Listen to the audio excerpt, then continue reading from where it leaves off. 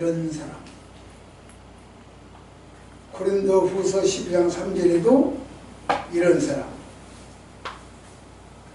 히브리서 11장 38절에도 이런 사람.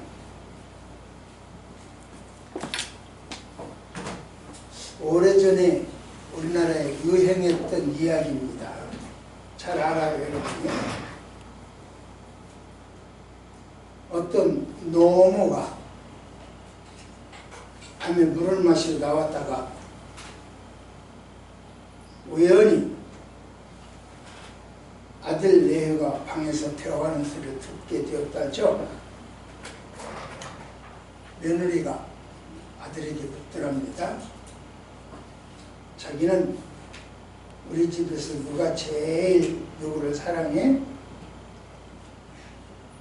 뜬금없는 질문이죠.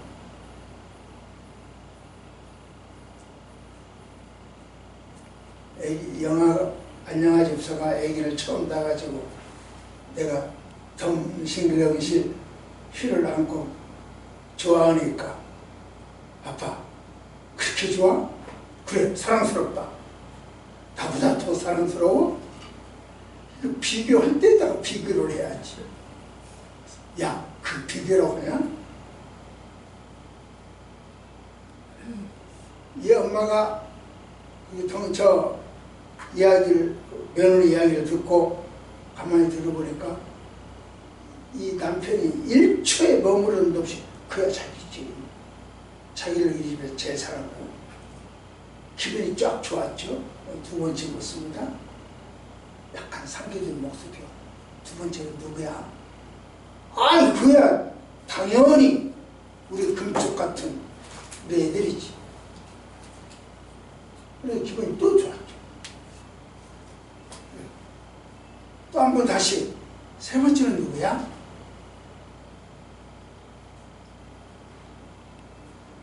우리 집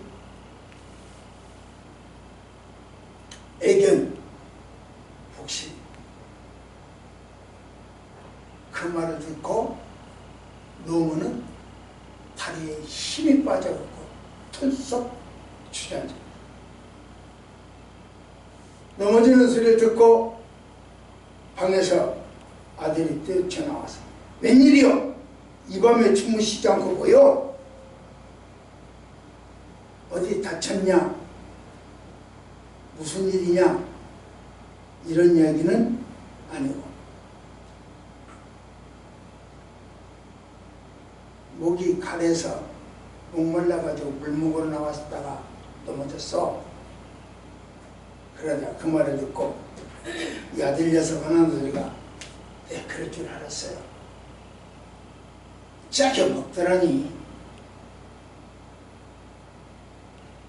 그날 밤 노인은 개보다 못한 4번은 간다. 찾지 마라. 라고 하는 메모를 남겨두고 종적을 감췄다고 합니다. 이것이 사실인지 실화인지 아닌지는 몰라요.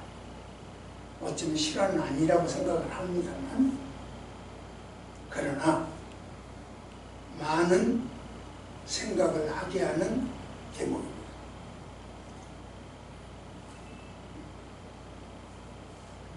여러분에게 있어서 부모님 몇 번째인가요? 성경에 이런 사람이라고 하는 말이 11번 나와요. 저는 이런 사람을 이런 부부로 이해를 합니다. 그래서 세 가지 종류의 부부를 말씀드리려고 합니다. 예배를 소홀히 하는 부부, 민수기 9장 13절입니다. 하나님이 아시는 부부, 고린도후서 12장 3절입니다. 그리고 세상이 감당 못하는 부부, 히브리서 11장 38절입니다. 이 중에서 우리 부부는 어디에 해당되는가 생각해 보시기 원합니다.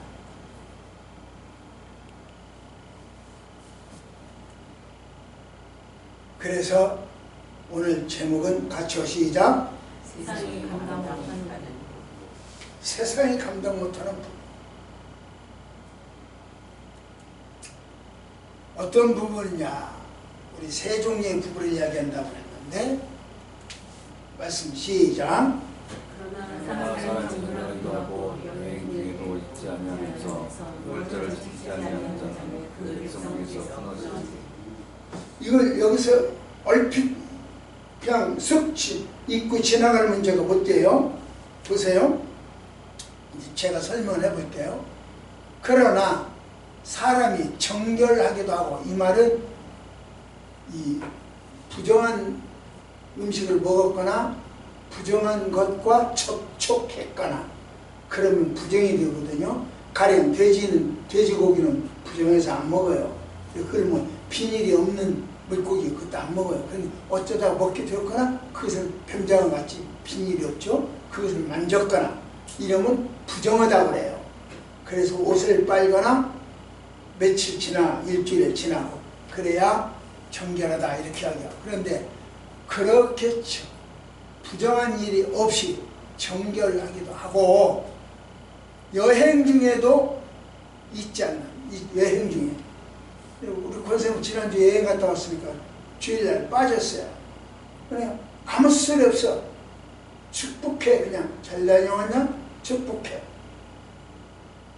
그런데 여행 가지도 않았고 정결 부정하지도 않았는데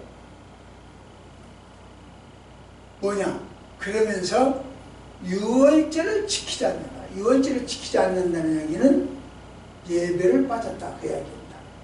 유월절 예배에 빠졌다. 지키지 않는다는 그 백성에서 끊어지리라. 그 백성은 어떤 백성이냐면 애굽에서 구원받은 백성, 홍해를 건너온 백성, 광야를 통과한 백성, 하나님이 할례를 주셨던 백성, 그 백성에서 끊어진다 이야기요. 그 이야기는 무슨 말이냐면 선택된 백성에서 끊어진다 그런 뜻이죠. 그 공동체에서 끊어진다 이런 뜻이죠. 그러니까 얼마나 큰 징계인 줄 알 수 있겠죠. 말하자 오늘날 우리식으로 말하면 안식 가문에서 파문한다. 캐나다 호적을 파버린다. 이런 식이죠. 그러니까 얼마나 큰 징계인지 알 수가 있겠죠.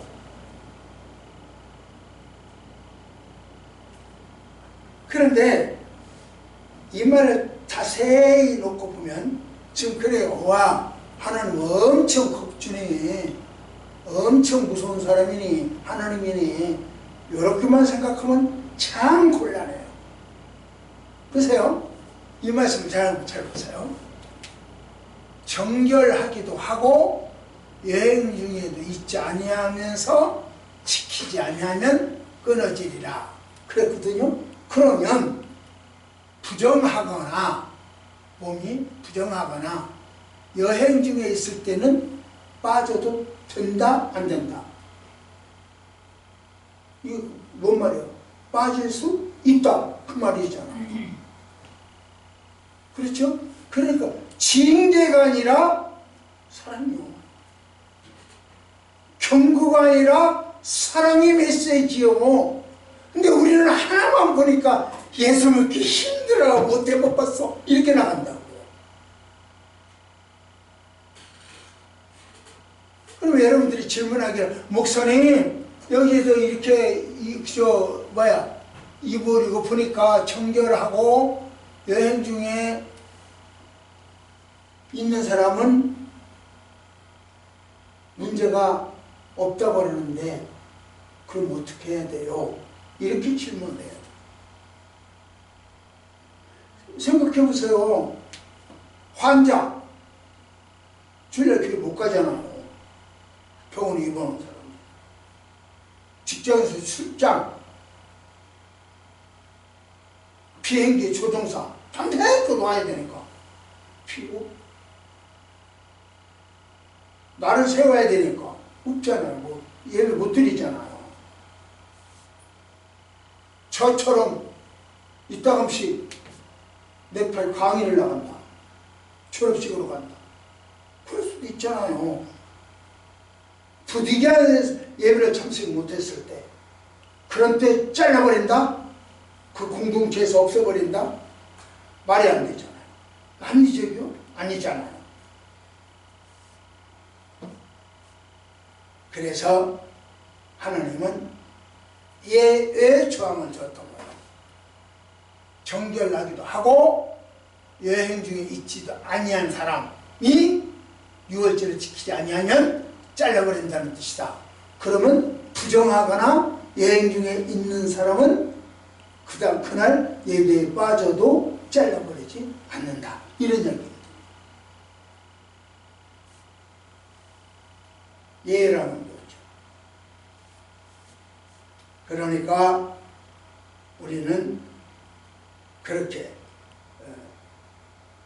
유월절이 뭔가 이것부터 한번 살펴볼 필요가 있어요. 유월절이 뭐지 그렇게 유월절을 한번 빠지면 이렇게 큰 문제를 일으키느냐.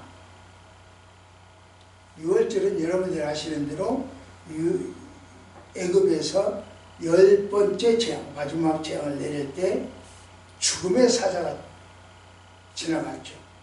지나가다가 문설주와 인방, 여기를 인방이라고 이걸 갖다가 문설주라고 하는데, 이 문설주와 인방의 디귿자로 어떻게 보면 십자가죠. 쭉 발라고 잡고 십자가죠. 저기를 피를 발라요. 그러면 죽음의 사자가 그걸 보고, 아, 이 집은 순종은 피 발라라고 했더니 발랐구나, 넘어가 버려요. 유월 넘어간다. 그렇기 때문에 유월절은 내가 죽어야 마땅하지만 그 피로 인하여 구원받았구나, 참 감사하다, 이게 유월절이에요. 내가 죽어야 하지만 내 대신 양이 죽어가지고 피를 발라놨더니 넘어갔다, 참 감사하다. 그리고 그 감사한 사람들이 모여서 애굽을 빠져나왔어. 하나의 공동체로 모여서 집단으로 빠져나왔어. 그걸 갖다가 이스라엘 공동체라고 해요. 그러니까 그 공동체에 소속된 것이 감사하다, 이 이야기예요. 그러니까 예배는 참 중요하죠. 피 바르는 것은 참 중요하죠. 그런데요, 피 바르는 행위가 있었기 때문에 구원받은 게 아니고, 피를 발라라, 그러면 산다 라고 하는 말씀을 믿었기 때문에 피를 발랐어요. 그러니까 행위가 문제가 아니고 믿음이 문제예요. 그 말씀을 믿었기 때문에 행위가 나왔거든요. 그러니까 행위로 구원받는다? 아니라고 하는 거예요. 내가 그렇게 기회 있을 때마다 외치면서 행위 구원이 아니오, 천주교에서 말하는 행위 구원은 아니오, 이만희가 말하는 행위 구원은 아니오. 행위가 아니라 행위는 믿었기 때문에 따라온 거예요. 피 바르면 나는 죽지 않는다고 그랬지. 그러니까 그걸 믿고 그 다음에 피를 찾아다가 양을 잡아서 피를 만들어서 바르는 구원받는다가 아니다. 언제 어디서든지 여러분들은 당당하게 자신있게 이야기를 해주라고요. 혹여 그런 말이 나오면, 그러니까 행위가 아니라, 행위는 믿음의 소산이요. 믿었기 때문에 나온 거예요. 그래서 행위가 아니고 구원은 믿음입니다. 그렇게 이야기했어요. 그런데 왜 이스라엘 백성들에게서 그 공동체, 그 피발려서 구원받은 사람들 믿음을 뭘로 보였냐? 행위로 보여줬잖아요. 나는 피만 바르면 죽지 않아. 그 믿음을 실제로 피를 바르는 행위. 그러니까 사람들이 볼 때는 행위로 구원받았네, 이렇게 하죠. 본질을 몰라. 행위로 구원받은 게 아니라 믿었기 때문에 행위가 나온 거예요. 믿습니까? 믿었기 때문에. 그래, 거기서부터 시작을 해야 돼요. 그런데 믿음은 행위를 습관해요. 따라요. 손바닥과 손등이라 항상 내가 이야기하죠. 동전의 양면이라고 이야기하죠. 이제 그렇게 그 이야기는 이제 그만하기로 하고, 그렇기 때문에 우리가 불신자를 전도할 때는 믿어라, 믿어라, 이게 먼저가 아니고 공동체, 이스라엘이라고 하는 공동체, 믿음의 식구들이라고 하는 공동체 안에 먼저 소속하게 하는 것이 중요해요. 신천지가 그걸 잘해. 그래서 그들은 믿어라가 아니라 우리 복음방에 가보자. 복음방이라면 우리식으로 표현하면 부흥예배야. 거기 가보자, 이런 식이에요. 그래서 거기서 한 식구가 되어지는데요, 얼마나 간을 쏙 빼줘요. 얼마나 잘하는지 참 친절하게 잘해줘요. 그리고 눈물도 철철 흘려줘요. 그 드라마 하면 눈물 철철 흘려주잖아요. 눈물 잘 흘려줘요, 그 사람들이. 나를 위하여 눈물 흘려주는 것처럼 보여줘요. 그래서 나를 감동시켜요. 이렇게 소속감을 준 다음에 믿음이 점점 생기게 만들어놔요. 그래서 소속이 먼저다, 이렇게 이야기를 할 수가 있겠습니다. 그런데 이거 보세요. 시작. 그 정기에 여호와께 헌물을 드리자니 그의 죄를 정한 기일에 못하지 않아서 헌물 안 바쳐서 끊어진대요. 여기에 우리가 오해하기 딱 좋아요. 헌물 안 바쳤다고 죄를 져? 죄를 담당해? 끊어져? 결국 하나님도 돈 타령이구만. 내용이 그것 같았잖아.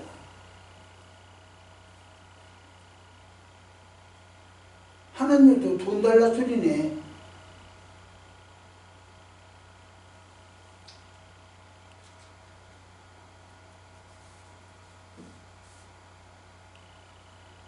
그러면 제가 여러분들한테 계속 예배가 중요합니다. 예배는 많이 드릴수록 좋습니다.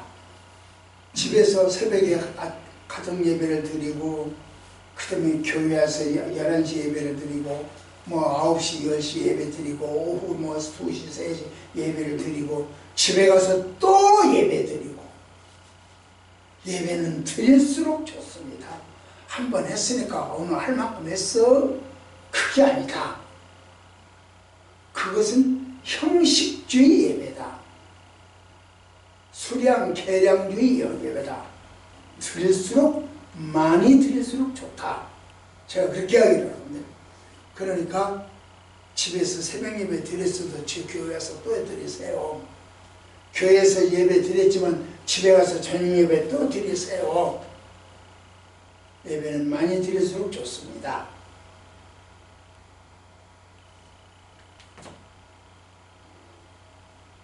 그런데 예배는 많이 드릴수록 좋은데 감사는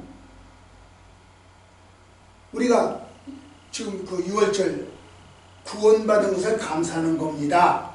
공동체에 소속된 것을 감사하는 겁니다. 감사라고 그랬어요. 감사는 어떻게 표현할까요?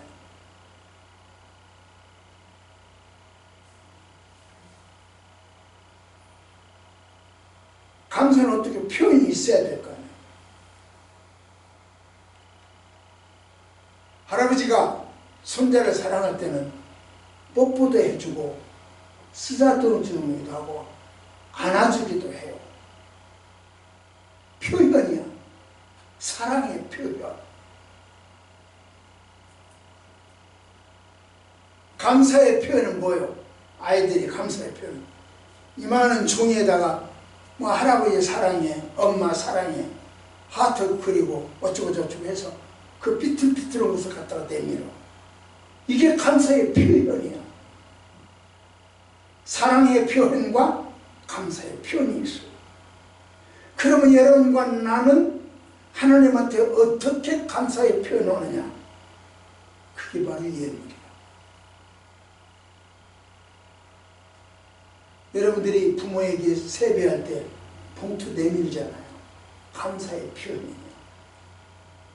할아버지는 손자에게 봉투를 내밀잖아요. 사랑의 표현이고.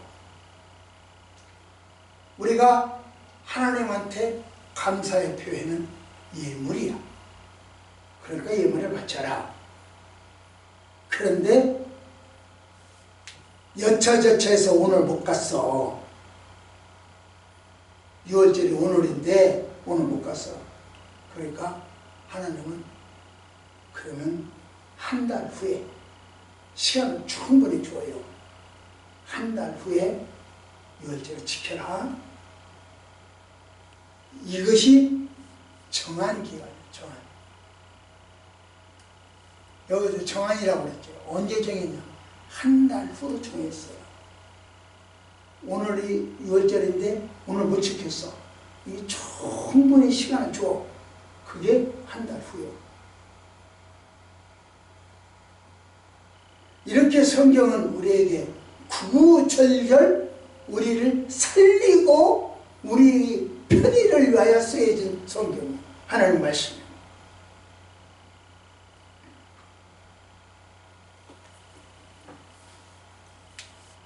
구약시대에서 이 헌물이라고 한다면, 헌물이라고 그랬는데, 이 헌물이라고 한다면 무슨 뜻이냐고 하면, 오늘날 우리가 헌물을 하나님께 돈을 낸다, 현금을 낸다, 이런 식으로 이해를 하는데, 구약시대는 그런 뜻이 아니라, 이 헌물이라고 하는 것은 하나님께 가까이 나아간다 라고 하는 뜻이요. 저 멀리 있는 하나님을 쫓아가서 가까이 간다. 그게 헌물의 뜻이요.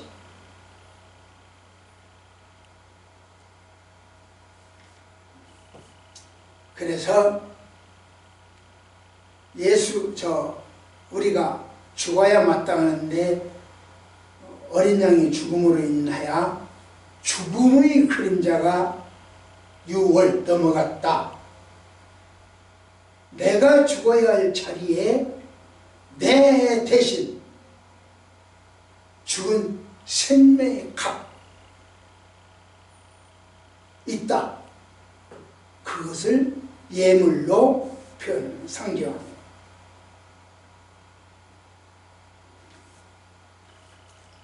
얼마를 내야 돼? 얼마를 내야 내 생명을 살려주신 하나님께 감사의 표현이 되는 거야? 얼마 내는 거야? 1억이야? 5천만 원이야? 안녕하세요 집사님 5천만 원이야? 1억이야? 구약에서는요 한 마리, 염소 한 마리, 힘들면 비둘기 한 마리 그랬어요.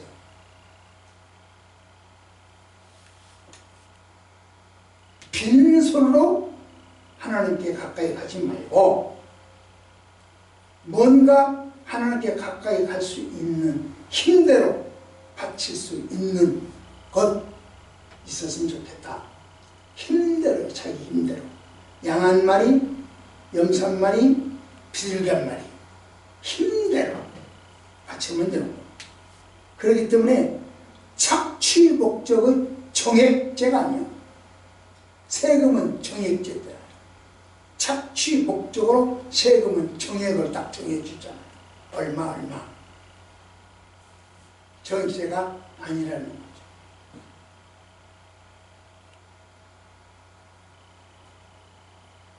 유월절의 연령이 되어서 단번에 바쳐졌어.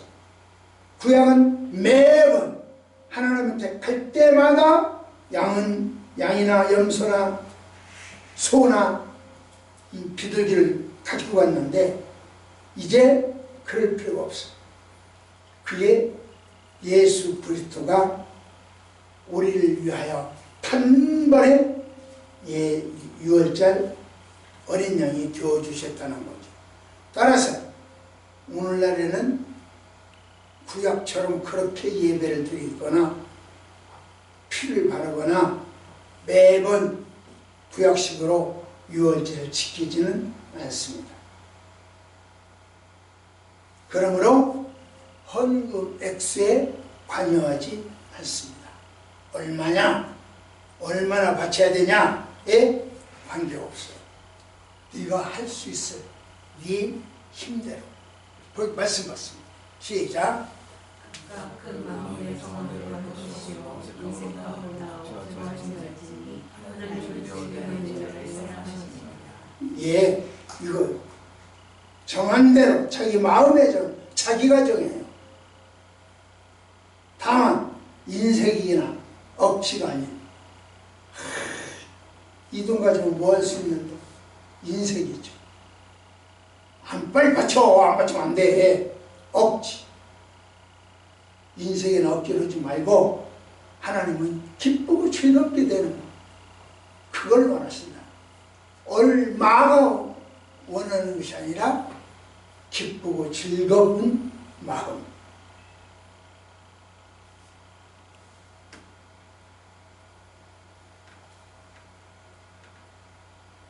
이스라엘 백성들이 정한 기일에 제물을 드리는 것, 백성으로서의 의무고 구원해 주신 은혜에 대한 감사의 표시고 경배의 표시입니다.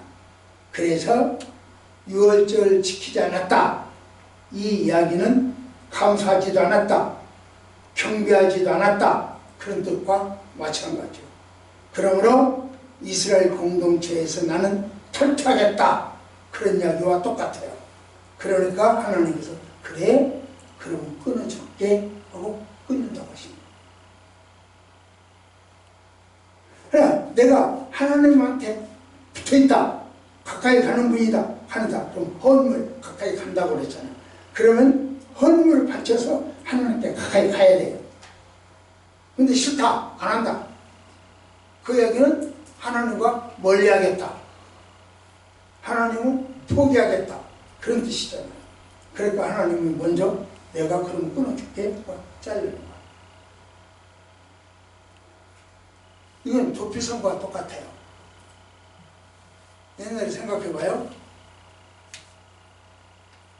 둘이 저 산에 가서 나무를 토끼를 찜다가 이 토끼가 자루에 쏙 빠져갖고 앞에 있는 친구한테 팡 날아가서 토끼가 앞에 있는 친구 목을 쳐버렸어요. 그 자리에서 죽어버렸어요. 이건 살인하고 싶어서가 아니라 우연히 그렇게 된 거야. 그래도 살인은 살인이야. 그러니까 그 죽은 사람, 고인의 집안 식구들이 이 사람 네가 우리 남편을 죽였어, 우리 아버지를 죽였어, 우리 아저씨를 죽였어. 그래가지고 또 살인을 나게 생겼어. 그러니까 하나님은 그 사람은 너는 죄가 없지만 죄가 있어. 죽이려고 고의적이 아니니까 죄가 없잖아요. 그런데 사실은 사람을 죽였으니까 죄 있잖아요. 죄가 없지만 죄인이야. 그러니까 야 저기 가서 좀 숨어 있어. 그래서 저기 가서 숨어 있는 저기가 어디냐? 안양교도소, 군법교도소가 아니고 도피성이라고 하는 성이야. 그 성에 가서 살다가 이쪽 대제사장이 죽거든. 그때 나와. 그때는 괜찮아. 정해줬어. 도피성을 주신 이유, 죄인을 살리기 위함이야. 우리에게 예물을 드려라, 헌물을 바쳐라 하시는 이유, 죄인을 살리기 위함. 도피성 원리다. 저는 그렇게 얘기를 합니다. 그렇기 때문에 예배는 반드시 드려야 된다. 많이 드릴수록 좋다. 그것이 싫으면 그 사람은 하나님과의 관계가 문제가 있는 겁니다. 이게 예배를 소홀히 하는 부부에 대한 이야기요. 두 번째로 하나님이 하시는 거예요. 예배를 소홀히 하지 않고 예배를 많이 드리면 드릴수록 하나님이 하셔요. 여러분 학교 생각해 봐요. 학교에서도요, 학생들이 담임 선생님한테 가까이 와서 말하시면 말할수록 그 아이를 알게 돼요. 자세히 알게 돼요. 가까이 안 오면 자세히 알아지지가 않아요. 가까이 가야 알아져요. 하나님이 하시는 부부 누구냐? 하나님이 가까이 하는 사람. 새벽에도 하나님, 아침에도 하나님, 저녁에도 하나님, 교회에서도 하나님, 집에서도 하나님. 예배하는 사람. 예배를 많이 드리면 드릴수록 하나님 가까이 하신다니까요. 하나님 아신다니까요.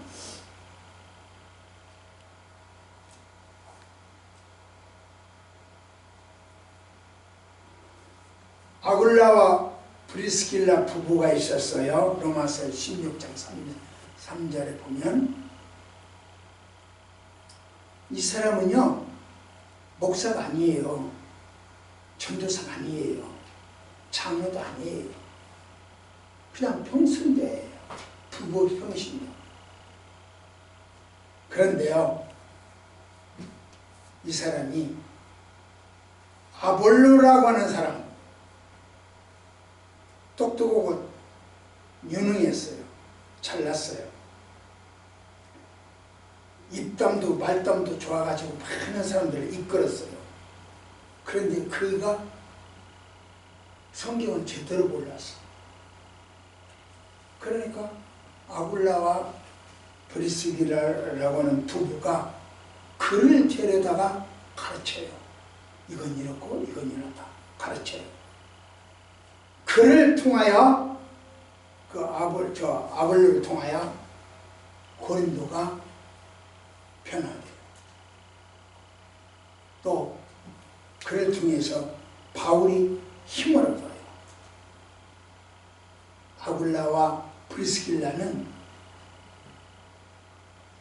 평신도지만 다른 사람에게 복음을 전해서 그를 통하여 또 다른 사람이 유익을 얻게 해요. 그러니까 바울은 그를 향하여 목숨을 내놨다, 그렇게 이야기를 해요. 목숨을 내놨다는 이야기는 그 당시에 그 황제가 예수 믿는 사람들을 추방을 했어요. 클라우디우스라고 하는 사람인데, 야, 로마에서 떠나. 쫓아보냈어요. 그리고 말 안 되면 죽여. 그러니까 그 위기 속에서 아굴라와 브리스길라는 바울을 돕고 아볼로를 도왔던 거죠. 그러니까 목숨 내걸고 했다, 그런 뜻이에요. 여러분 읽어본 영화를 보셨는데 신들러 리스트 영화를 보셨는지 모르겠는데 그 영화를 신들러 리스트 주인공이 자기 공장 하나 다 팔고 다 팔아서 한 사람을 구해요. 유대인, 감옥에 있는 유대인들을 뇌물을 주어가지고 구해내요. 마지막 하나, 자기가 싸고 있는 금배지, 이 금배지를 가졌으면 한 명을 뇌물을 주어가지고 유대인 한 명을 구할 수 있었던데 그걸 못하고 쫓겨나가요. 그러니까 이거 하나 가지면 한 명을 살릴 수 있어요. 이게 목숨을 내는 구원이에요. 실제로 죽음에 맞닥뜨리진 않았지만 환경이 죽음에 맞닥뜨리는 환경이었죠. 그렇습니다. 평신도 사역자 키워야 할 필요가 있어요. 여러분들이 어성경을 하는가? 제가 안영아 집사, 이명훈 집사 어성경을 해라, 저 안영 권사님한테 배워라 하는 이야기도 그야 평신도 사역자가 하는 역할이겠죠. 그래요. 그러면 하나님이 그 사람을 알아준다는 거죠. 가르치는 아굴라와 브리스길라를 알아주신 하나님, 배운 아볼로, 안영아와 이 이명훈 집사가 아볼로예요. 아볼로도 하나님이 알아주신 거예요. 그래서 하나님이 알아주는 부부가 된다. 그게 중요하다. 저는 그 이야기입니다.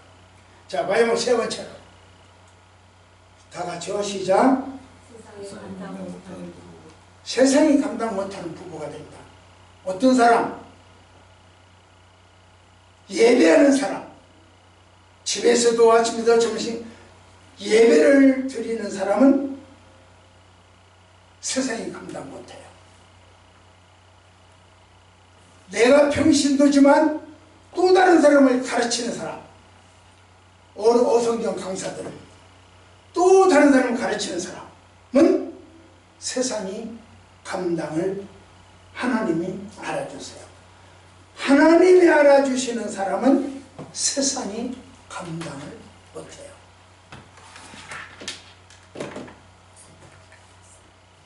세상이 감당 못하는 사람을 하나님이 알아주는 사람이 아니고, 예를 들면 이재용 씨,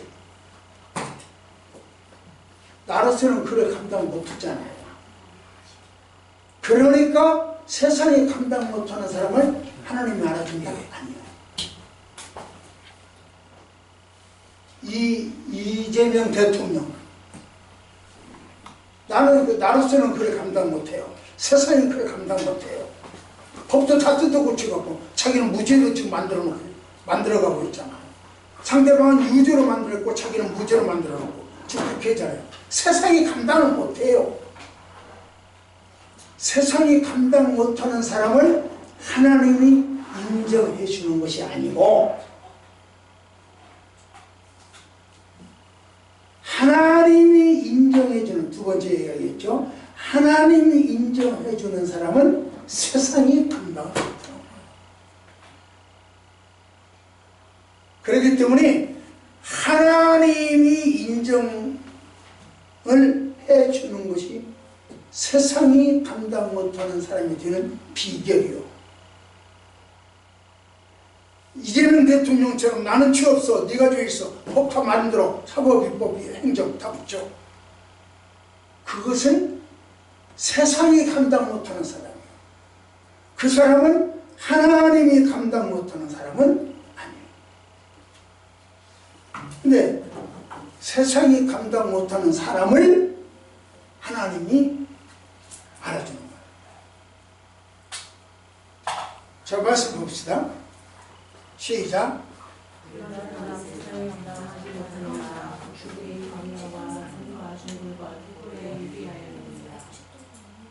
세상은 성도를 핍박했지만 강야와 산과 동굴에 톡을 내몰았지만 하나님은 그들을 지켜주세요. 보호해주세요. 오늘날도 세상에 감당 못하는 부부가 많아요. 가난 속에서도 선교를 위해서 헌신하는 부부도 있어요. 지난 토요일날 내가 저 70년도, 72년도에 저기 저 고창에서 가르쳤던 제자가 밥을 사서 만났는데 내 얘기를 듣고 어쩌고 저쩌고 하더니 선생님 저도 염소 4마리를 보내겠습니다. 60만 원 4마리를 보내겠습니다 하고 60만 원을 보내오더라고요.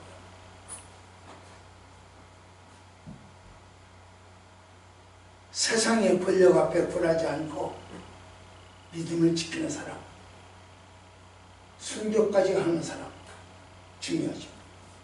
오늘날 순교는요, 목숨을 내놓는 순교가 별로 없어요. 몇몇 나라를 제외하면 별로 없어요. 그러면 여러분과 내가 충성할 수 있는 순교는 뭐냐? 제가 항상 이야기를 해요. 예배가 충성이고 헌신이고 그 예배를 삶으로 표현해 주는 것이 화장실 청소도 되고 불도 끄는 거고 쓰레기도 줍는 거고 밀어주기도 하는 거죠. 네 역할을 밀어주기도 하는 거. 이것이 표현 방법이요. 그렇게 하는 거죠. 하나님께 충성하는 사람 예배요, 기도요, 찬송이요, 헌신이요. 그것을 저기로 삶으로 표현하는 것이 순교.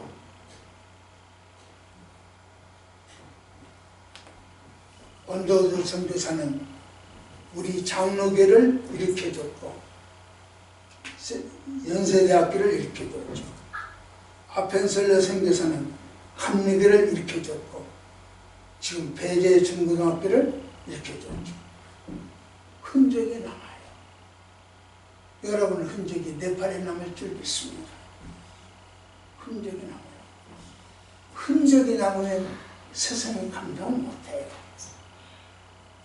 예배를 소홀히 여기는 부부가 아니기를 희망합니다. 하나님이 원하시는 부부가 되기를 축복합니다.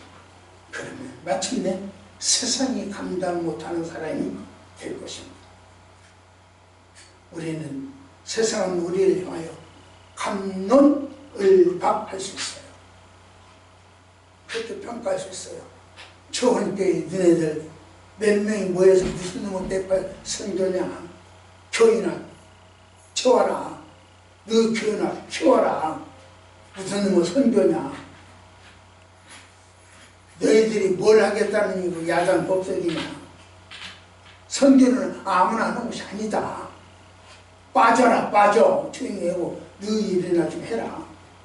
이렇게 여러 가지 평가할 수 있습니다. 그러나 하나님은요 성토신학교를 받으셨습니다. 그렇기 때문에 10회가 졸업할 때까지 무난하게 문제가 없었어요. 뿐만 아니라 네팔 CCC에서 거액의 땅, 지금 시가로 하면 4, 50억의 땅을 우리 학교에 기부를 해요.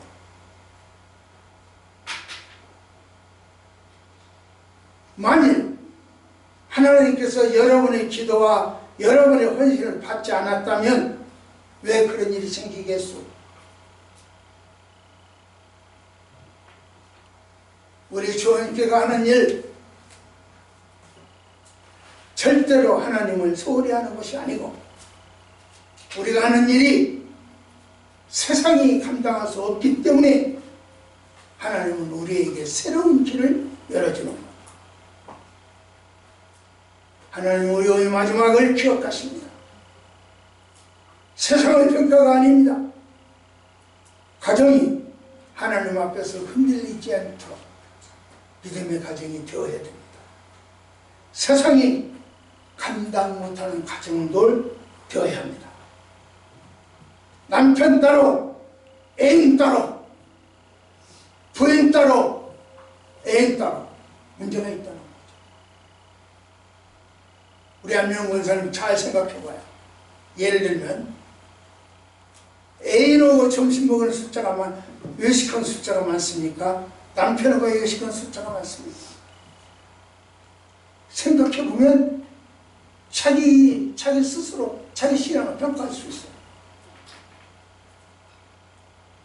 이렇게 모두가